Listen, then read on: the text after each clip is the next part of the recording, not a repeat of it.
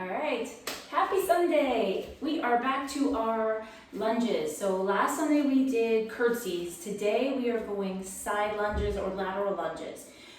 There are probably different ways you've seen people do these. So I'm going to show you my version that I like that really helps to get into the booty area. So I just finished teaching with no shoes, so we're going no shoes as usual. Your lateral lunge, it's lateral. You're stepping out side to side. I'll show you options as far as alternating, staying on one side, whatever you want to do, pulsing. Pulsing is always good. And I'll even show you some extra flair that I like to add. The main thing, if you start, let's go basic. I like to start people off if they have trouble or have never done side lunges before. Plant your feet out. Think about you take your arms out and you want your ankles, maybe somewhere between your elbow and wrist area. That's how wide you want to go. So you have your feet out, your toes are mostly turned to the front. You don't want to go out to the side because if you lunge out that way, you're not getting your booty. It's almost like doing a regular lunge. So you keep your toes mostly forward, not turned in, but mostly forward.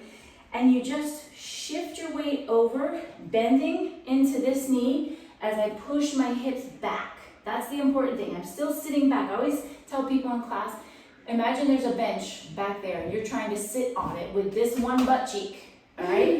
And you're pushing your weight back into the heel. I can pick my toes up, I can wiggle them around a little bit because I'm not putting my weight into it. My knee is not going over the toe. That's another important thing. My weight's going back. I could look down the side of my leg and see the outer edge of my foot or shoe if you're wearing shoes. That's important. This right here is getting into that butt. This is getting mostly quad. So keep the toes forward as you sink in, and then you would come up, and then you just sink into the other side. So when I say people who have not done a lot of these, the foot position is important, and keeping your legs stable and just shifting the weight side to side is a good first place to start. If you've done these before or you feel more stable and advanced with your lunging, you can step out. Now this is where you're really going to get even more intense into the booty because you have to push off to come back to the center. So feet wherever, hip width, whatever. And I always bring my hands up kind of in prayer or like runner's arms, whatever you want to do with your arms. They could be on your hip, they could be on your thigh. But you come out and sink back and come forward. If you're going to do this, I would maybe stay on this one side, back and forward. So that push off to come back really starts to get into the glutes as well. Now again, it's important that you step down. I'm putting everything I just did in the slow version. I'm putting my foot down, I'm sinking my hips back. Russell, stay out of the way, please. Sinking my hips back.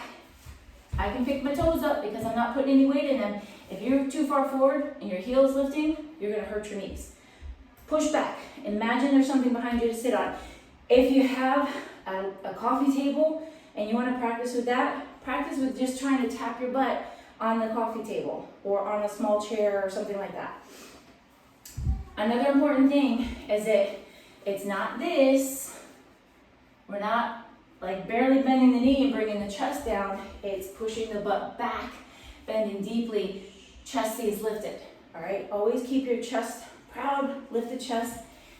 Push the hips back, and then so you would push back to come center. You could alternate that if you're doing that. Here's some ways, and I'm going to talk a little bit more. Actually, let's do this first. I'm going to turn to the side.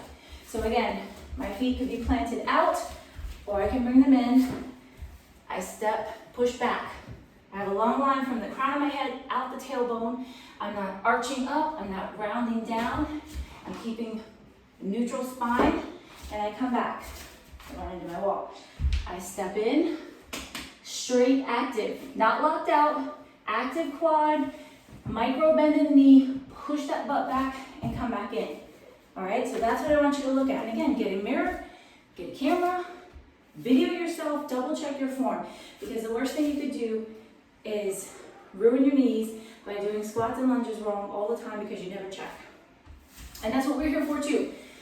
Send us a video and say, hey, am I doing this right? I will be happy to let you know what tips, whatever you need to adjust to make your lunges and squats better. That's kind of my stickler thing.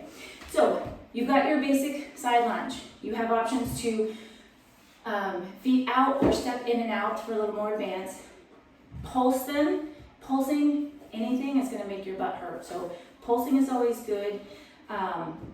You could stay on one side to really drive in on that one side before you shift to the other side. You can alternate. If that isn't enough to make your booty burn and you just want more because you are like, Jennifer, I am so extra, I need more in my life. You could always add weights too, obviously, to any of what I've already said.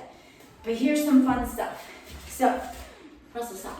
So you're starting here in your whatever position. You have to be moving in and out. You can't keep the feet planted for these really. Actually, I'll show you an option for that. But you step out, push off, lift.